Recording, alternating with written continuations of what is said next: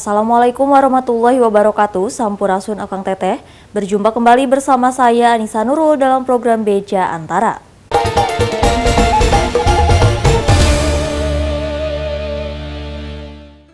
Tim Maintenance Pertamina EP Zona 7 Jatibarang Field, Jatibarang Indramayu, Jawa Barat, menciptakan alat untuk menyalakan api pada flare stick atau cerobong api pembakaran vertikal pada sumur minyak dengan teknologi digital.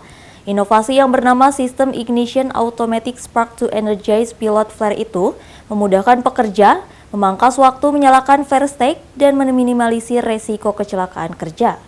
Itu kesusahan.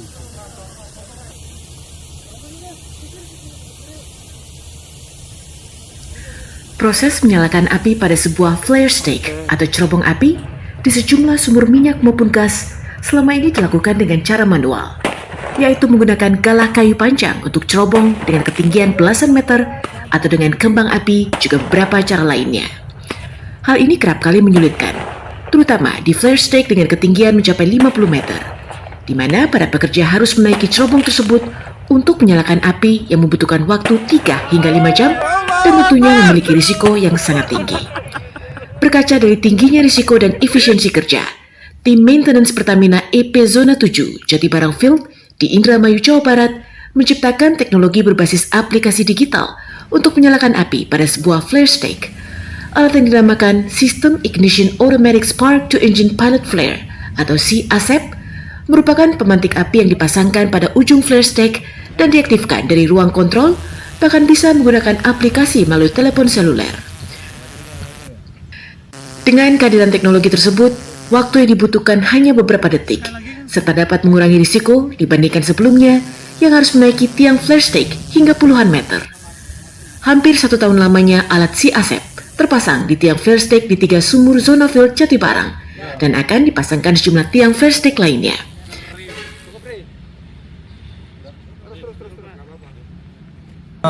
Kalau misalkan kita menggunakan galah, itu berisiko misalkan nanti kejatuhan dari barang tersebut atau ada paparan gas H2S mengenai orang yang naik ada di atas. Artinya keselamatan kerja juga Lebih aman sekarang. lebih aman menggunakan ini. Iya. Sejauh ini sudah berapa alat yang terpasang di EP? Untuk saat ini sudah 3 yang dipasang. Yang pertama di SP KHT, kemudian di SP Ranegan, dan di SP Bangu 2. Kemudian kita akan melanjutkan untuk pemasangan di Jatibarang 14 titik lokasi. Rencananya kapan akan disebarluaskan atau diproduksi massal? Nanti rencana dalam tahun depan kita akan pemasangan ini ke zona 7, yaitu Field Subang, Tambun, dan Jatibarang.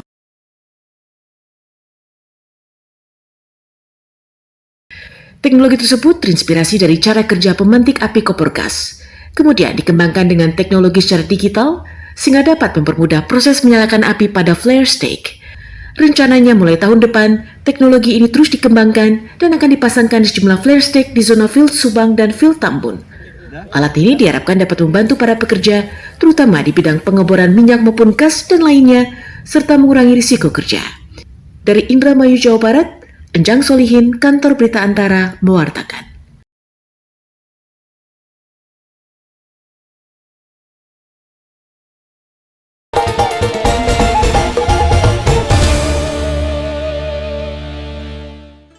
Dalam rangka meningkatkan sinergitas dan kerjasama dalam rangka mendukung pelaksanaan tugas serta menghadapi kinerja dan profesionalisme, TNI dan Polri berkolaborasi menggelar pendidikan dan pelatihan integrasi TNI Polri tahun 2022. Pelatihan tersebut dibuka secara resmi melalui upacara pembukaan oleh Wakil Kepala Kepolisian Daerah Kalimantan Tengah Irjen Pol Ida Utari sebagai perwakilan dari Kepala Lembaga Pendidikan dan Pelatihan Polisi pada Senin 12 Desember. TNI dan Polri berkolaborasi menggelar pendidikan dan pelatihan integrasi di kawasan Ciputat Raya, Jakarta pada 12 hingga 16 Desember. Kerjasama ini bertujuan untuk meningkatkan sinergitas dan integritas serta profesionalisme dalam kerjasama pelaksanaan tugas. Pembukaan diklat integrasi ini dibuka secara seremonial oleh Wakil Kepala Polisi Daerah Kalimantan Tengah Irjen Pol Ida Utari, sekaligus perwakilan dari Kepala Lembaga Pendidikan dan Pelatihan Polri melalui upacara yang digelar di lapangan Widya Warapsari, Spolwan, Jakarta Selatan pada Senin 12 Desember. Irjen Pol Ida Utari mengatakan diklat ini merupakan kolaborasi dalam jenjang pendidikan untuk mempererat soliditas seluruh prajurit TNI dan Bayangkara Polri sejak dari masa pendidikan sehingga terbentuk kebersamaan, kekompakan, dan ikatan moral. Di dalam lembaga pendidikan inilah kemudian disatukan persepsi, disatukan cita-cita untuk mewujudkan pembangunan nasional ini. Adanya pendidikan yang dilakukan secara terintegrasi antara TNI dan Polri. Tujuannya adalah membangun kebersamaan, membangun soliditas, membangun kerjasama, sehingga ada satu kesatuan visi untuk membangun negeri. Ini merupakan tindak lanjut dari perintah Presiden untuk kita lebih integrasi dalam pelaksanaan tugas baik dari TNI dan Polri, ditindaklanjuti oleh perintah Panglima TNI dan Polri adanya kerjasama sehingga pada pagi hari ini kita saksikan bersama kita sudah melaksanakan pembukaan pendidikan semaba baik TNI maupun Polri. Diklat ini diikuti oleh 7.306 orang peserta, terdiri dari Polri 4.346 laki-laki dan 503 wanita, TNI Angkatan Darat 1.452 laki-laki dan 170 wanita, TNI Angkatan Laut sebanyak 765 laki-laki dan 50 wanita, serta TNI Angkatan Udara 20 wanita. Pendidikan integrasi ini diharapkan bisa terus berlanjut hingga tahun depan sehingga bisa mendorong sinergitas yang semakin solid dan saling mendukung, yang tentunya semakin memperkuat dalam membangun NKRI. Dari Jakarta, Asfar Muhammad, Kantor Berita Antara, mewartakan.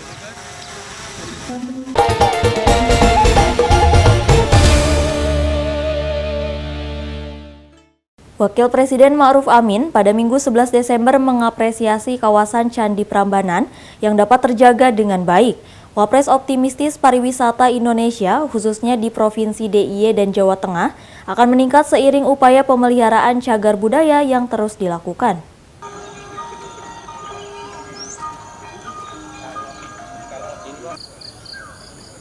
Wakil Presiden Ma'ruf Amin meninjau pemugaran kompleks Candi Prambanan yang terletak di Sleman, Daerah Istimewa Yogyakarta pada Minggu 11 Desember. Dalam kesempatan tersebut, Wapres mengapresiasi pengelolaan kawasan Candi Prambanan sebagai warisan budaya dunia yang diakui oleh the United Nations Educational, Scientific and Cultural Organization atau UNESCO. Beberapa bangunan yang sebenarnya sudah hancur kini bisa direkonstruksi kembali. Wapres menyebutkan terjaganya kawasan bersejarah Candi Prambanan menjadi penanda kepada masyarakat global bahwa Indonesia telah lama mengenal peradaban dan memiliki budaya yang luhur, sehingga mampu menjadi salah satu warisan budaya yang diakui oleh dunia. Adanya Prambanan yang semakin baik, yang semakin terpelihara, ini pariwisata ke Jogja ke depan saya kira akan lebih banyak. Dan memang kita Indonesia mentargetkan salah satu prioritas kita itu yaitu mengembangkan pariwisata di Indonesia. Rekonstruksi kembali. Lebih lanjut, Wapres menjelaskan terjaganya peninggalan sejarah Candi Prambanan juga menunjukkan tingginya toleransi antar umat beragama di Indonesia. Hal itu terlihat dari mayoritas penduduk di sekitar candi yang menganut agama Islam. Merekalah yang terlibat dalam memperhatikan dan merawat peninggalan agama Hindu dan Buddha yang ada di kawasan Candi Prambanan. Tim Kantor Berita Antara mewartakan. Karena itu saya yakin ya dengan banyaknya tempat pariwisata.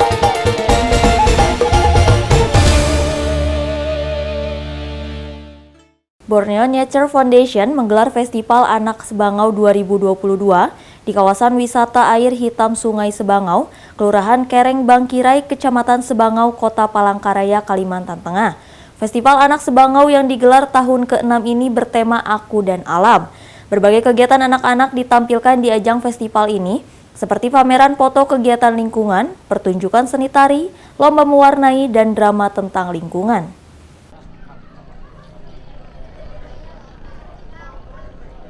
Ya, saat Bertempat di Taman Nasional Sebangau, tepatnya di lokasi wisata air hitam Sungai Sebangau, Kota Palangkaraya, Kalimantan Tengah. Minggu 11 Desember digelar Festival Anak Sebangau dengan tajuk Aku dan Alam. Festival yang digagas oleh Borneo Nature Foundation atau BNF Indonesia ini diikuti oleh 30 anak-anak pelajar SD, SMP, dan SMA dari Kelurahan Kereng Bangkirai yang tergabung dalam program edukasi lingkungan Yayasan BNF Palangkaraya. Dalam festival ini digelar berbagai kegiatan seperti pameran foto berkonsep kegiatan lingkungan, pagelaran seni tari, drama tentang mencintai lingkungan dan habitatnya, serta lomba mewarnai.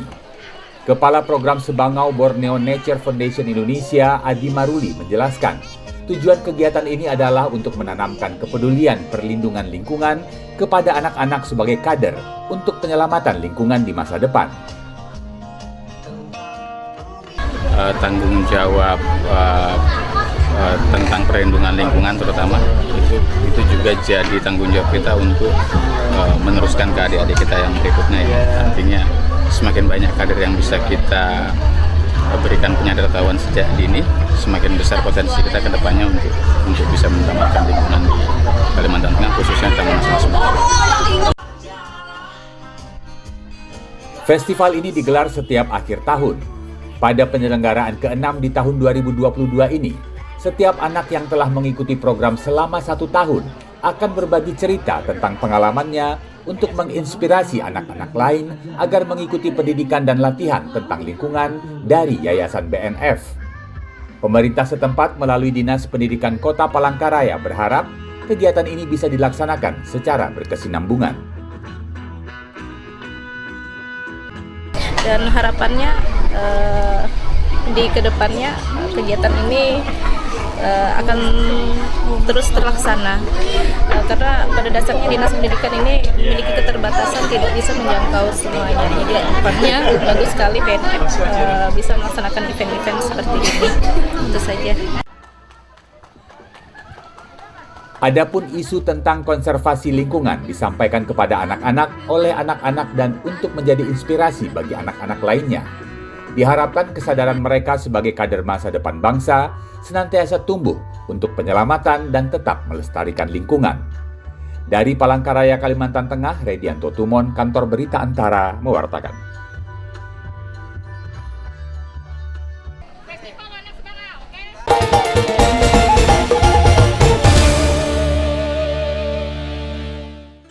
Upaya pemerintah Kabupaten Majalengka, Jawa Barat terus dilakukan untuk mendongkrak wisata yang dimilikinya, seperti tradisi adat masyarakat setempat yakni kawin batu dijadikan sebuah festival menarik dan unik, sehingga mampu memikat pengunjung berdatangan di Desa Padahanten, Kecamatan Sukahaji, Majalengka pada Minggu 11 Desember.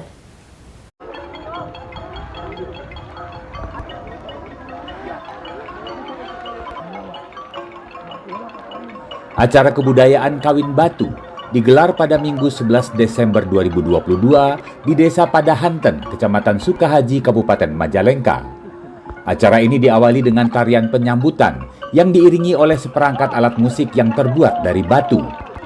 Acara ini juga diramaikan oleh warga desa, laki-laki dan perempuan, tua serta muda, yang berjalan dari kantor desa hingga situ Casepan, tempat acara kawin batu ini digelar.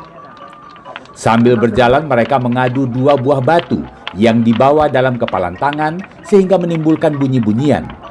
Di tempat tujuan akhir mereka juga meletakkan batu-batu tersebut pada sebuah rak bambu yang sudah disediakan.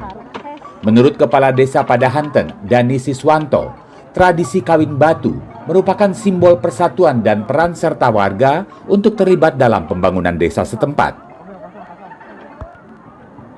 Ya, sebenarnya hanya menyatukan. Batu itu kan bisa dikawinkan dengan semen, dengan pasir, bisa jadi bangunan, mutu dengan coet, bisa jadi sambal gitu. Banyak hal. Intinya simbol persatuan. Makanya tadi ada ritual mengasihkan batu itu simbol persatuan. Semua masyarakat yang di sini andil dengan menyimpan walaupun hanya sebesar kelereng, tapi andil buat pembangunan itu simbol persatuan. Mungkin nanti akan dibikin satu monumen. Acara kawin batu ini juga dihadiri oleh Wakil Bupati Majalengka, Tarsono Demardiana.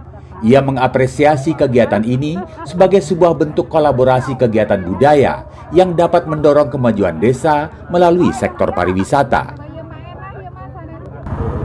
Kita atas nama pemerintah daerah tentunya mengucapkan banyak terima kasih kepada Kirik-Nguyuh, kepada Suara Watu, dan juga Desa Padahanten yang sudah bisa berkolaborasi dalam acara Festival Kawin Batu ini.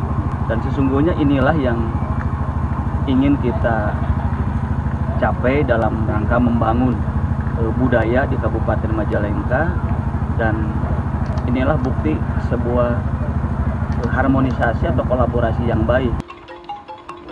Dalam Festival Kawin Batu juga ditampilkan aneka ragam makanan olahan dari produk UMKM desa setempat. Turut memeriahkan acara adalah penampilan seni musik tradisional Genjring yang turut dimainkan oleh Wakil Bupati Tarsono. Dari Majalengka, Jawa Barat, Enjang Solihin, Kantor Berita Antara mewartakan.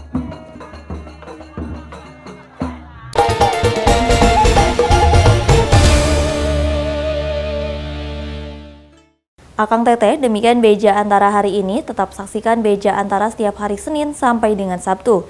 Saya Anissa Nurul beserta kru yang bertugas pamit undur diri. Terima kasih. Wassalamualaikum warahmatullahi wabarakatuh.